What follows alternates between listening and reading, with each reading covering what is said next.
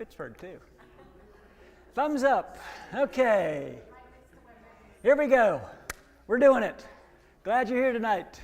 We're going to jump back into our riveting study of the life of David. It's going to get more and more exciting, so be prepared. But before we get there, here's something that I want to find out from you. I've got some different stages of life on the screen there. And I want you to think about whatever stage of life you are in or stage of life you've been through, child as in up to teenager. Let me have a teenager. I got college because I didn't know exactly how to describe it, but when you're first away from home, might be military, might be trade school, might be like entry-level job, but that stage of your life, young professional, you've got sort of a job that might be the job. Then I don't have older single, but I do have newlywed, no kids, everything's kind of new parents, a child or two, older parents, empty nesters. All of us will find ourselves in some stage of life pretty close to that. Here's my question. Which of those stages of life do you look back and say, that was the easiest? That was the easiest stage of my life. Newlywed. Okay. Why? Why? You don't have any kids. No, Too stupid to know what's no coming. kids, too stupid to know what's going to happen. Okay. I thought the first year of marriage was like the hardest year of all. That's what I'd be doing. Okay. Mike says college because you don't have any kids. Still paying your bills. Somebody's paying your bills. All you have to do is learn. Or not. Or not. Mike. I say this one, empty nesters. The kids are raised, life is short, nothing to worry about. Life is short. I I know. We're all over the hill now. The end is in sight. This is great. Wonderful. Yeah. Jim. I have to go along with Mike and say college, but for the reason that after my first semester of college, I figured out I could schedule my classes to start at 10. There you go. Not 8. And I got to sit in. Nice. Tyler, one of our younger ones. Oh, are we not passing around the microphone? I don't know where our microphone runner is, but I'm going to say probably child. Okay. Very good. Talk about not having a lot to worry about as a child, right? Yeah. Ron. Child. Just, everything's fun and games, and then we realize what it's really like. Yeah. Anybody else? Jeannie. New parent. Wow. Because I had to learn how to be a parent, first of all. I had to learn how to be a parent because my mom died when I was little, and so I didn't know my role. But I had a lot of people to learn from, and it was fun, and it was just a sweet time. okay. Really. Grand adventure ahead of you. Nicole, right beside her. I just want to make an observation that there is no option between new parent and empty nesters. That's where I am. And that's accurate, not to have that as Well, older kids, older parents, as in what I meant, your kids were a little bit older. You know, you got teenagers and stuff. I guess I'm going with empty nesters, but that guy on the commercial that's warning people not to become like their parents, they're talking about me, and it's great. Why wouldn't I? Retired is what I should have. Yeah, maybe retired is what I should have. I will remind you that whatever it's different for everybody, right? Everybody would pick something different. But my phone's on. How about that? I never have my phone on. See, I'm an empty nester, and my daughter's calling me. She knows I'm at church. There is somebody who would say that's the greatest time of life for every one of those stages, and there are people who say that was my worst time of life for every single one of those stages. I had this idyllic childhood. I loved my childhood. A lot of people really had a rough childhood.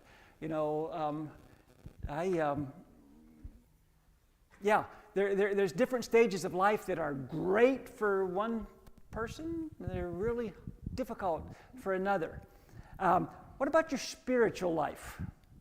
What stage of life was your most formative spiritually? Jim, of those, yeah. Young professional.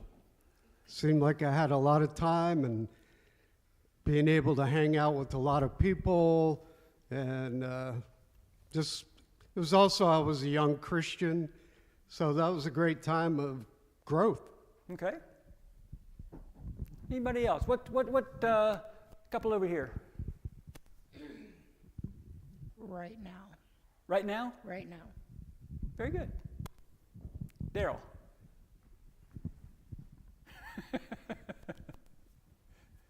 Run the maze, Gary. Thank you. Mine was empty nester. And when I had finally got the time to sit down and really do some reading and studying, had a lot of aha moments, and really learned a lot of things. Kind of came to myself. And again, it's different for everybody, I suspect. If I were to ask you, was there a time in a stage of life where your spiritual growth was slow or your spiritual life seemed very dry? I'm not going to ask you that, but kind of answer for yourself. What stage of life was like, I'm just not where I need to be, me and God? We probably would all have a stage of life or a season of life where we say, that was kind of a dry period for me for different reasons.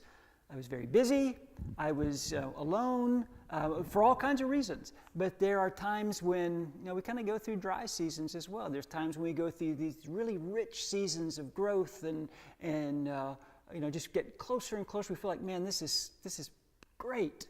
And then other seasons, not so much. I bring that up to say that we have followed David through several stages of life.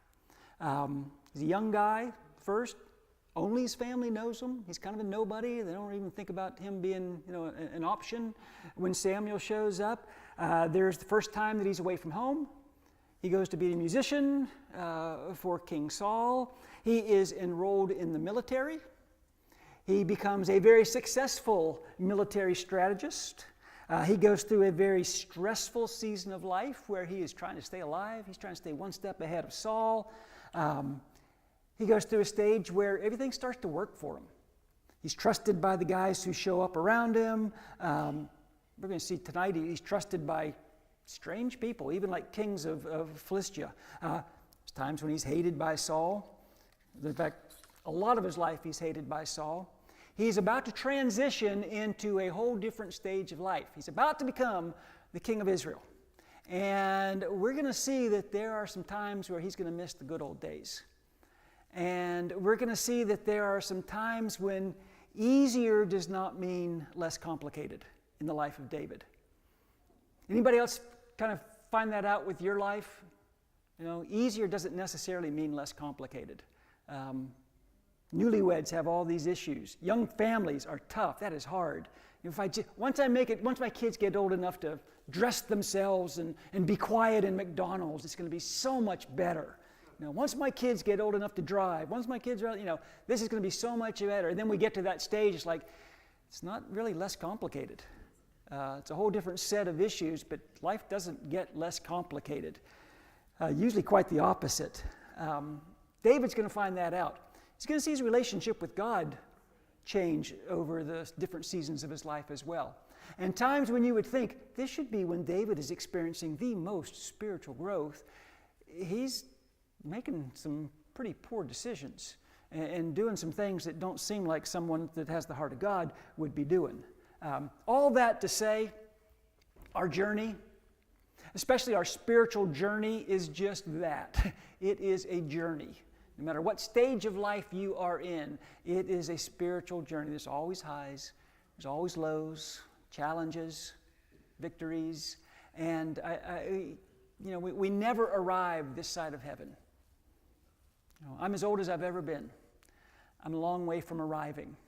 Never going to arrive this side of heaven. We will arrive one day, but it's going to be on that day. And until that day comes, the journey continues. So that's kind of setting the stage for a time of transition for David's life. Let's do a quick recap. Remember, David and his men have been living in Philistine country. They've been asked. They asked the king Achish if they could have a place of their own. They go and settle in Ziklag. David has been attacking the enemies of God, but he's been telling Achish, the king of Philistia, "No, I'm attacking Israelites. I'm going and I'm raiding Israelite villages." Last week we left off where the Philistines are getting set to go to war with the forces of Saul, and David is very much expected to be a part of that battle on the side that's fighting against the Israelites. He is expected to be fighting against his Hebrew brothers. And by all accounts, he's preparing to do just that. Meanwhile, we talked last week at length about Saul seeks out a medium who conjures Samuel from the grave. We talked a lot about what happened or didn't happen there. But we knew what happens is somehow Saul gets the message from Samuel, "You and your sons are going to be killed." And the Israelite army is going to be routed. I want to show you again where all this is taking place.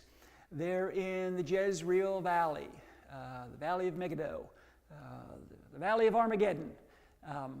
Sea of Galilee's up to the right, Mediterranean Sea's over to the left.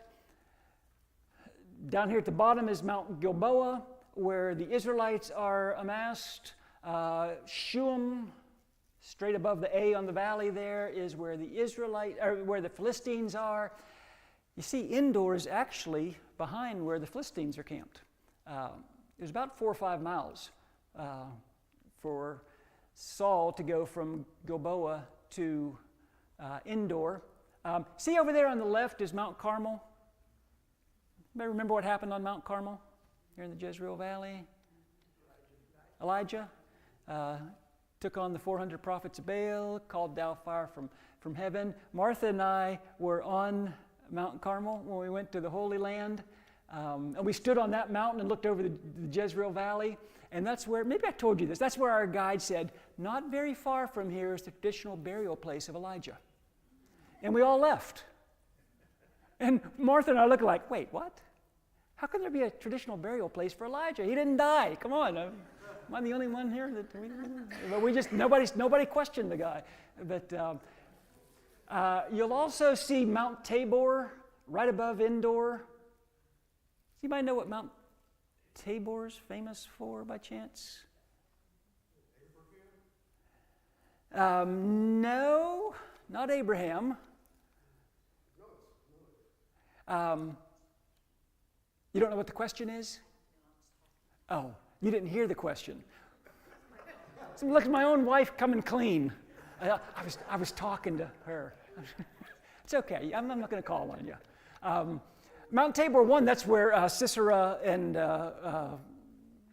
Barak goes to war with Sisera and the Canaanites right there at Mount Tabor. But Mount Tabor is where the traditional site, again, take it or leave it, of the Transfiguration. Most scholars believe the Transfiguration took place on Mount Tabor. And it's really interesting to look at that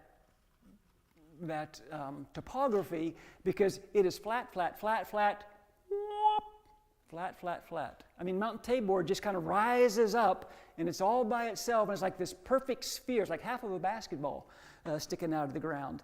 But that is also in the Jezreel Valley. So, picking it up in chapter 29 of 1 Samuel. That's where we left off last week. The Philistines gathered all their forces at Aphek, and Israel camped by the spring in Jezreel. Notice it says all their forces. This is a massing of the entire Philistine army. This isn't a skirmish that is about to take place. This is about to be a decisive confrontation with the Israelite army. As the Philistine rulers marched with their units of hundreds and thousands, David and his men were marching at the rear with Achish. Interesting. I included Psalm 26 on that slide. David and his men are marching at the rear of this huge army with Achish on their way to fight the Israelites. David wrote this, "I do not sit with deceitful men, nor do I consort with hypocrites. I abhor the assembly of evildoers and refuse to sit with the wicked." What do you make of that? What do you make of a guy who writes that as he is, and I don't know when he wrote it, it's not clear when he wrote it, but that's the same guy that is now marching with the Philistines to do battle with the Hebrews. Because it seems like he is the deceitful man. He is not only consorting with hypocrites, he kind of is the hypocrite. He's in the assembly of evildoers. He's absolutely sitting with the enemies of God. What do you make of that? Renee?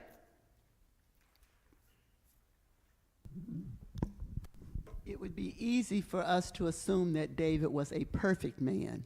David was a man, a human man. And all humans have failures at some point. Okay, and that might be the answer. You know, what do you make of a man after God's own heart that has someone killed and commits adultery, you know, the whole bit? Yeah. Over here to Mike. You know, it's easy to act like everybody, even now, if you're talking to somebody, it can perform always at that perfect level. You know, when you start talking about, okay, first of all, David was kicked out, had to go take shelter somewhere, you know, with him and his 600 men or whatever. And so, you know, I don't know all that went on. I mean, it's just like, what else are you going to do? They're going to kill me or I stay alive. I mean, you know, it's just like, it's kind of like with politics and wars and things like that. Sometimes you're kind of having to align with someone you don't always agree with. Okay. Because you need the help. Okay. Jim. And again, without knowing the exact stage of life that he's in when he wrote this, I mean, like you showed earlier, we go through a lot of different stages of life, especially someone that lived as long as David. That, Yeah. I don't see any reason to find a contradiction, because it all depends on. Now, if he wrote this right during Samuel 29:1, camp, then that would make us think a little more and question. You know. I actually take some comfort from this, because here's a guy who, this is who I want to be. This is who I want to be and what I want to be, but I'm not always that guy, and I take some comfort from that guy can still be considered a man after God's own heart. He's called a man after God's own heart in the Old Testament, obviously. Okira has a comment. But then in the New Testament, after all this happens, he's also called a man after God's own heart. What do you think, Okira? Yeah, just with the phases of life. As a typical person grows older, they typically become a little more wiser. I mean, that's a generic assumption. When we're younger, we have a tendency to entertain foolishness, be around people who are not serious, people that are not committed. We tolerate that a lot more. But as we get older, especially, it seems that the closer we get to death, the older we are, the less tolerance we have for that type of crowd or those type of people. And like you said, it should be something that we should all aspire to. And this is what Jesus teaches us, refrain from, abstain from, keep yourself away from. But in the struggles of life, in those circles that you had up, sometimes it's difficult. Sometimes you find yourself there. And, you know, like the comment we just made a little earlier, it's a matter of survival. Sometimes you have to put up with that and deal with it, depending on what phase of life you're in. Yeah. Mike and then Chris.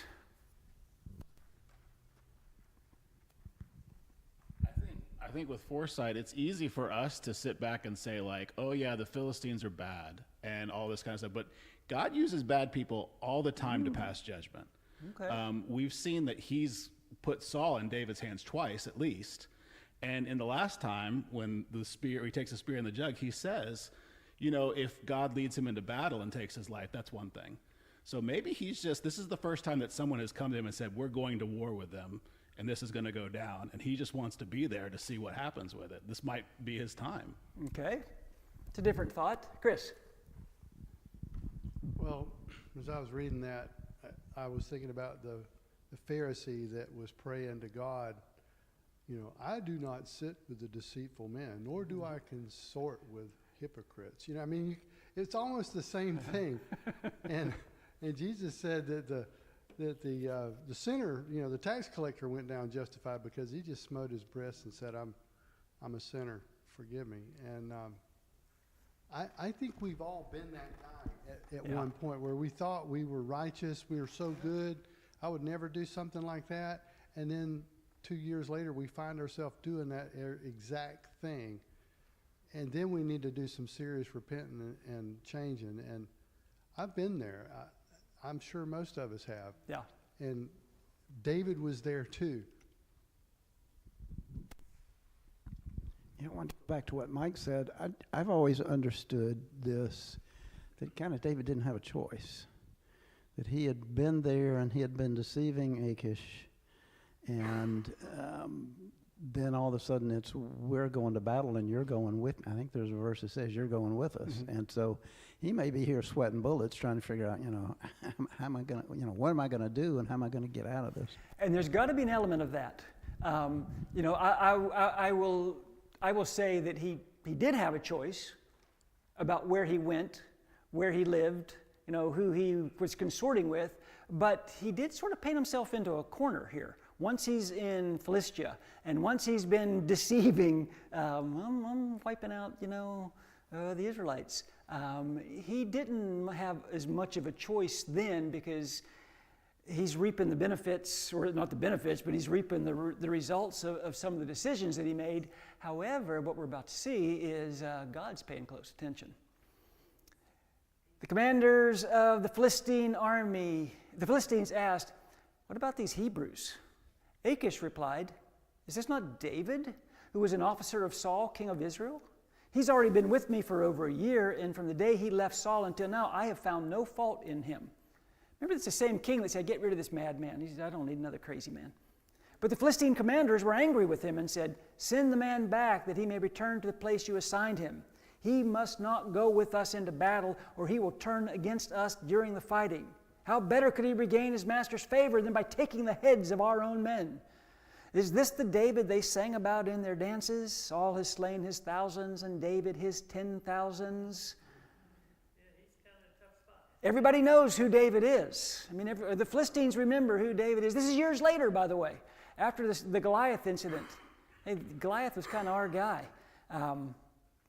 I completely understand the Philistine commander's attitude toward David. I don't quite understand Achish's attitude toward David. You know, the Philistine commanders we don't trust him. How can we trust this guy? And this is the perfect opportunity for him to return to, you know, the King Saul and get Saul to trust him. He's going to take the heads of our men. Plus the whole Goliath thing. Why was Achish so passionately in favor of David joining him in the fight? Tyler, all the way in the back. Well, to be fair, from Achish's point of view, from his understanding, his belief, the thing, he already thought that David had been fighting the Israelites for a while after being, you know, chased down by Saul and Saul trying to kill him for a long time. And then, I mean, obviously David wasn't fighting the Israelites, but that's what Achish thought. Yeah, Achish had plenty of reasons to believe that that David had been completely removed from the Philistines, or from the Israelites. And, you know, from Achish's point of view, it would make sense that he'd fight the Israelites if his own king turned against him. Okay.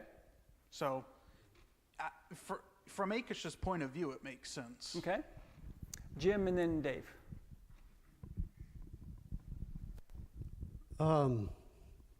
Yeah, first of all, I find it interesting that it says they were in the rear with Achish.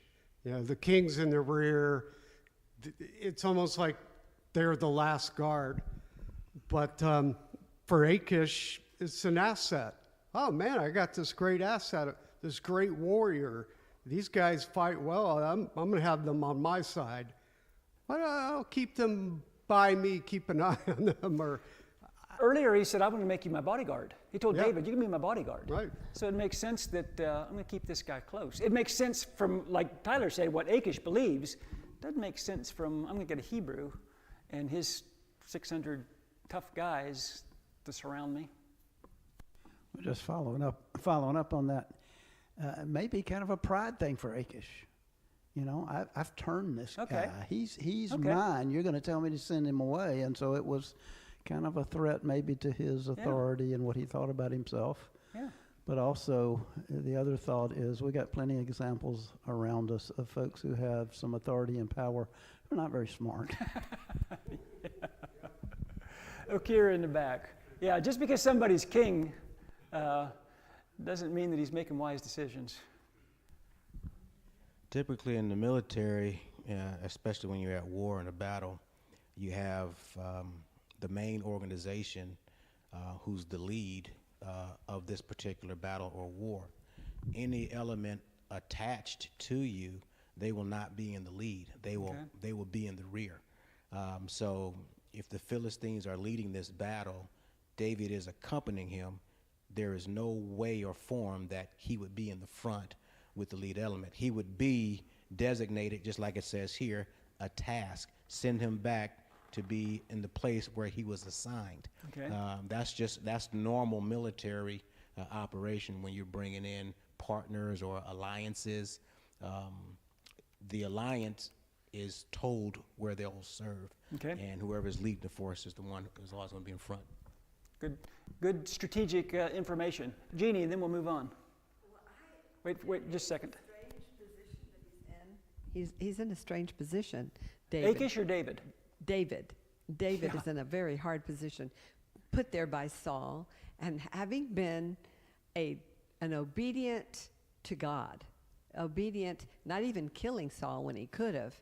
I think he's been obedient to God because I know it looks like he's with the enemy, but he was cahooting and having the enemies killed at other times. So I still think David was following not Christ, but God. Okay. And it looked to them like he was. I mean, following them, but it was a strategy, you know, to stay alive and to get done what God wanted him to do.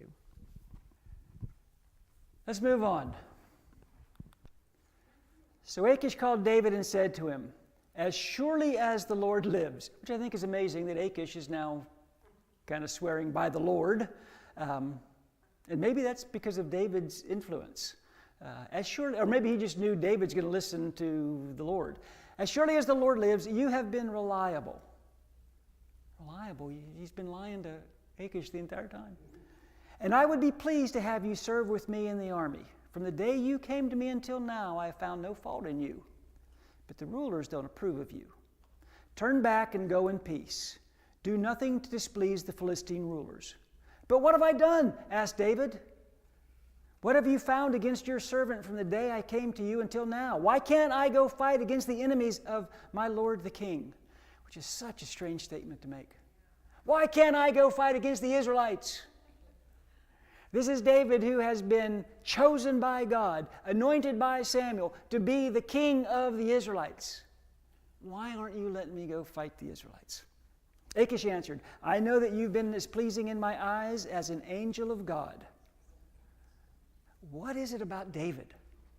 This guy's amazing. What is it about David that even the Philistine kings are like, man, this guy's special. "You have been as pleasing in my eyes as an angel of God. Nevertheless, the Philistine commanders have said, he must not go up with us into battle.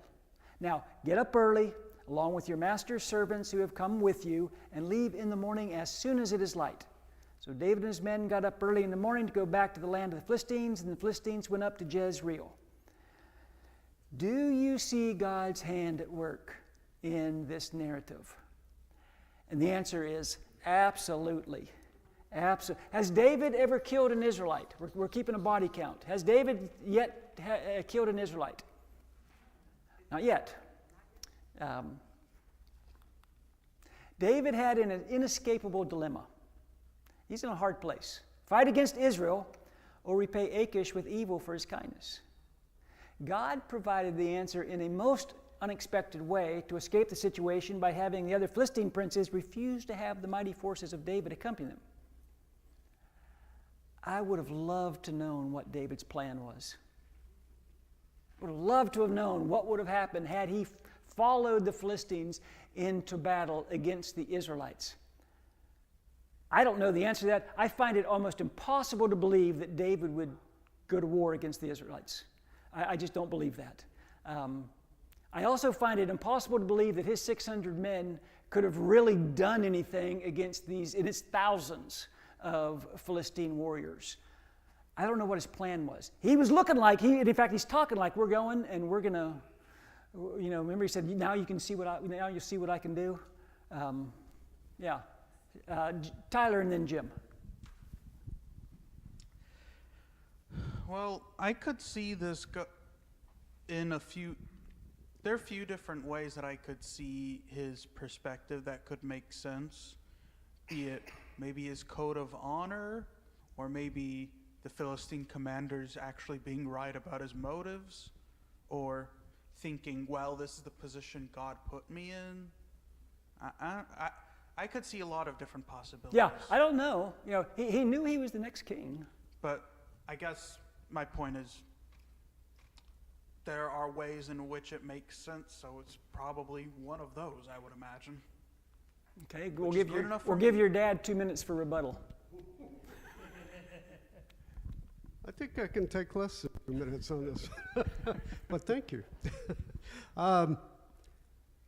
Knowing David in his life, his Psalms, I think this is an opinion, but I think at this stage and this point, he's realizing he's probably been praying to God and believing God's going to work a way out of this for me so that I don't have to go actually fight.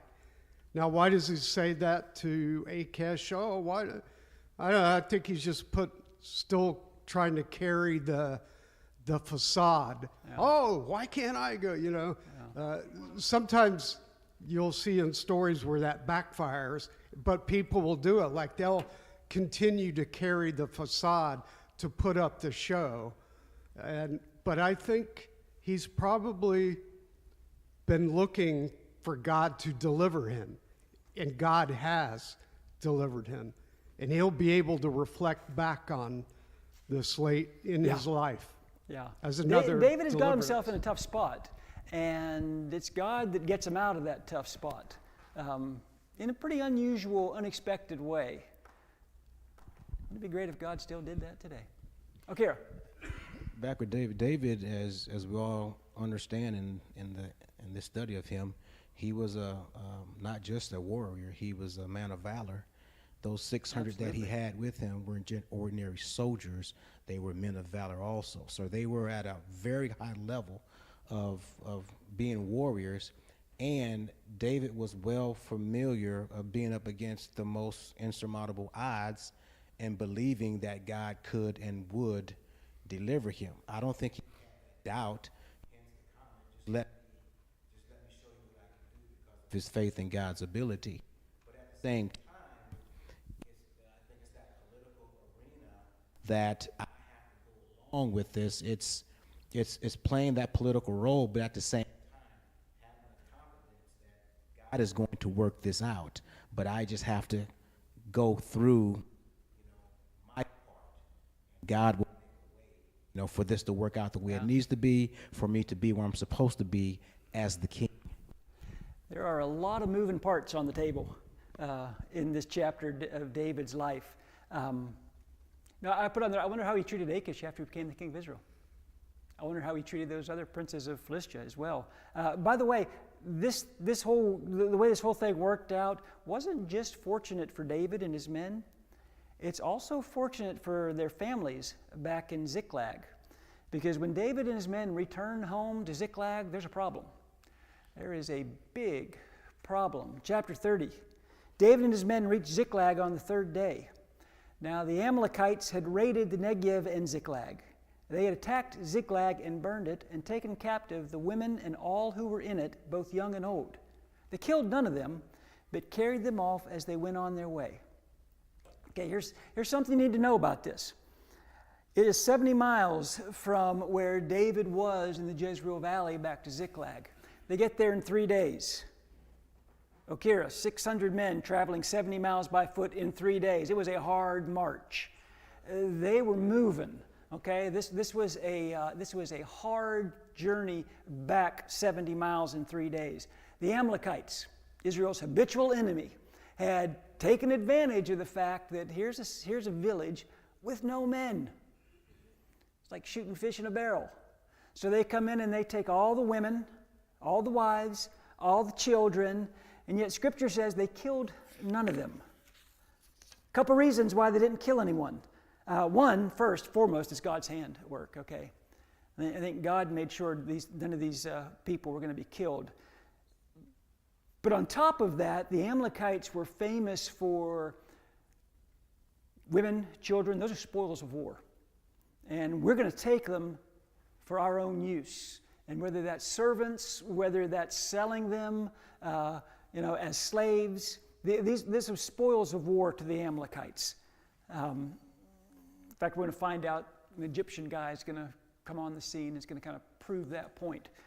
When David and his men came to Ziklag, they found it destroyed by fire, and their wives and sons and daughters taken captive.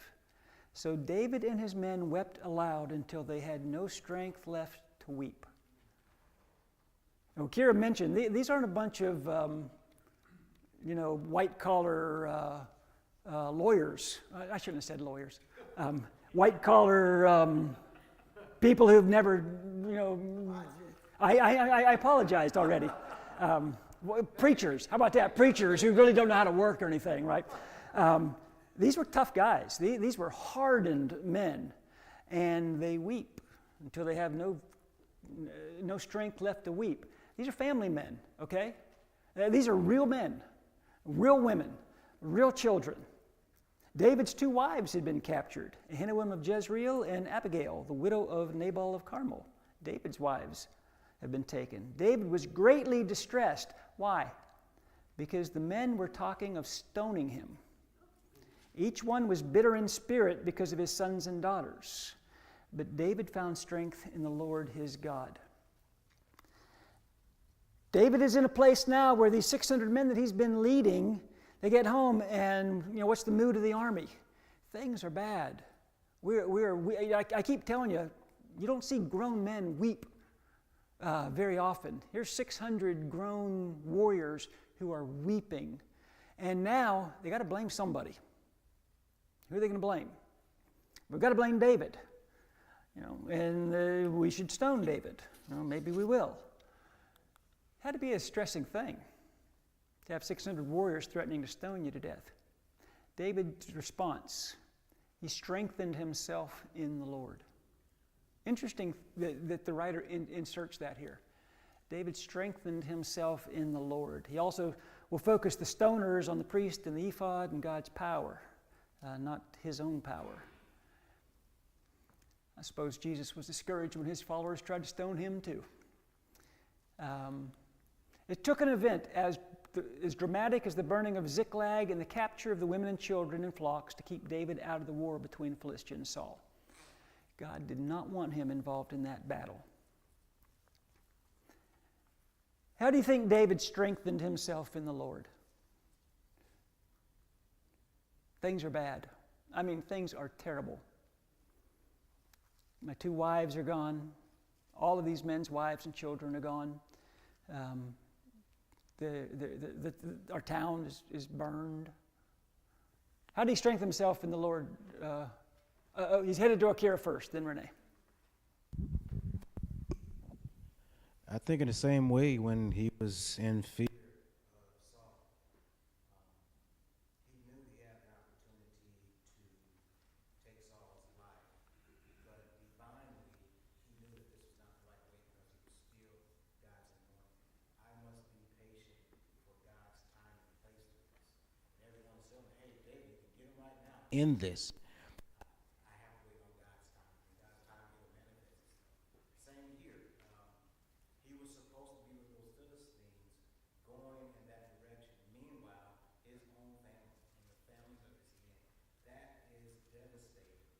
And hence, they come back and it's like, we could have been defending our family, we could have been protecting our family, but we followed you and look for our families. I mean, they weren't just people of a city, it was their family members that were carried away. And it's the divine purpose. So David finds strength in the Lord to again, Lord, you have to have a reason for this, a purpose for this. Give me the strength to continue to trust and not give up.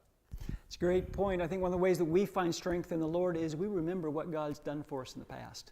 And that's what David does. He remembers, I've been in bad situations before, and God has never let me down. Great point. Renee? That was what I was going to say.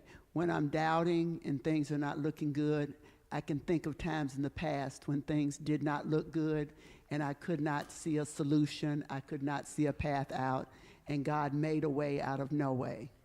And David had been in some very, very bad situations in the past, and God made a way out of a way that he could not see, that David could not see. God can see things that we can't. He can see into the future, and he knows what he's going to do to rescue his people.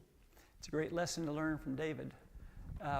Jim, and then we're moving on because I really want to get through this section tonight and try to finish up this section. I'll be brief. Maybe he was inspired to write a psalm. Maybe he went into deep prayer. And if you read a lot of these psalms, it's the kind of strength that he would need to take from God. A lot of times he writes at very dark times in his life. Right.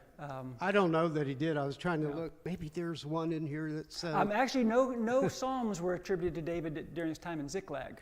But it could have been. Could have been. One of the way. Psalm 18. Some people attribute Psalm 18 at Ziklag? to that. Mm-hmm. Okay.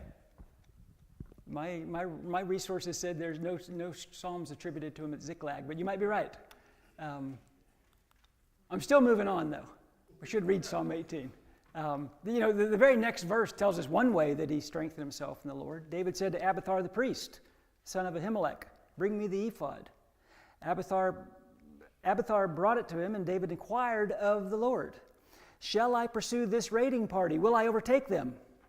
Pursue them, he answered. You will certainly overtake them and succeed in the rescue. Remember, Saul kept inquiring of God. God wouldn't answer Saul. David inquires of God, and it seems like God answers pretty quickly. If you ever feel like you're not hearing from God, maybe it's me, not God. Verse 9. David and the 600 men with him came to the Besor ravine, where some stayed behind. For 200 men were too exhausted to cross the ravine, but David and 400 men continued the pursuit. Okay, again, think about the condition. These guys are not cowards. They are exhausted. They are too exhausted to cross the ravine. They've ridden hard or marched hard for 70 miles in 3 days. They get home. There's no provisions at home. All they have is what they still had with them because the town is, burnt. They are physically wasted. They are emotionally drained. Yet they follow David in pursuit of their families, and they got ground to make up. They're trying to catch up now. They get to this ravine, and a third of the army says, we can't do it. I can't cross this ravine. 200 men. So David and his 400 men continue the pursuit, and David continued. In fact, the text says, but David continued on. David was in condition. I'm the leader of these guys. I got a stake in this. We're moving on. Big words in the passage. Lots of reasons not to continue. His men are exhausted, they're angry, they're grieving, they're outnumbered. They weren't sure where the Amalekites were, for that matter, but David continued on. A couple reasons. One, God commanded it. David was committed to obeying God, despite how helpless it might have seemed. Help does come from a very unexpected source. David comes across an Egyptian slave that the Amalekites had left for dead 3 days earlier. This guy becomes ill. They just leave him on the side of the road, apparently. He doesn't have any food. He doesn't have any water. He tells David, I was with the Amalekites. We've been raiding villages. They burned Ziklag. And David's like, I know that. That's why we're here. David gives him food and water. The Egyptian gives David some important intel.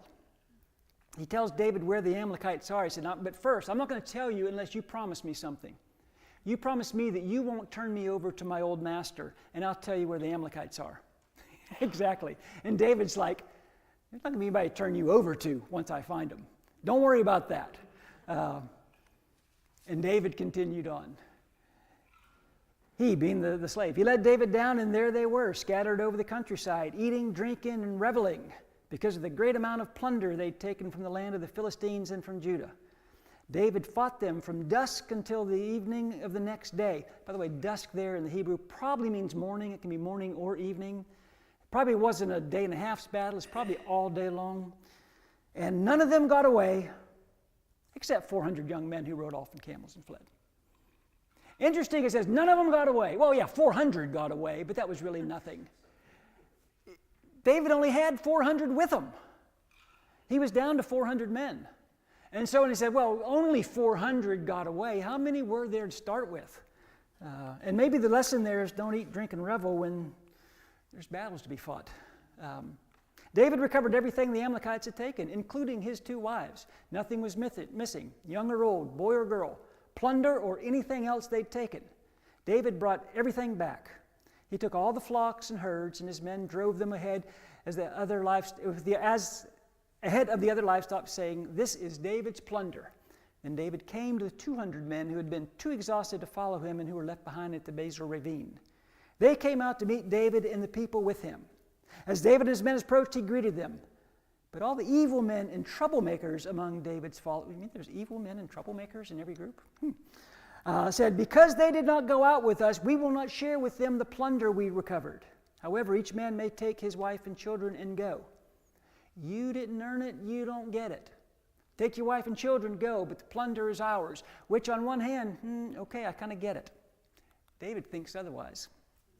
No, my brothers, you must not do that with what the Lord has given us. He has protected us and handed to us the forces that came against us. Who will listen to what you say? The share of the man who stayed with supplies is to be the same as that of him who went down to the battle. All will share alike. David made this a statute and ordinance for Israel from that day to this. By the way, that was God's law, not David's law. Joshua did the exact same thing in Joshua 22. David had ridden, worked, and fought hard for the plunder of the Amalekites. Shows the character when he credits the entire booty as being given from the Lord. We can learn a lot from his attitude. One last passage. When David arrived in Ziklag, he sent some of the plunder to the elders of Judah, who were his friends, saying, "Here's a present for you from the plunder of the Lord's enemies." He sent it to those who were in Bethel, Ramoth Negev, and Jatir, and those in Aor, Simpmoth, Eshmoa, and Rakal, to those in the towns of the Jehemelites and the Kenites, to those in Horem, Borashan, and Achan, and Hebron, and to those in other places where David and his men had roamed. That's 14 towns, plus other places as well. How much plunder was there?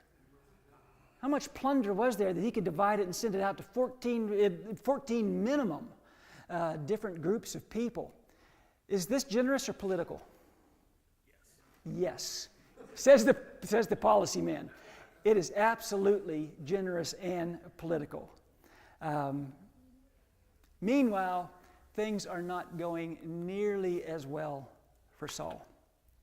Next week, Ukira is actually going to pick up the story next week, next Wednesday night, and we'll be starting in chapter 31 with the death of Saul. It's a major turning point in Hebrew history. I stand corrected.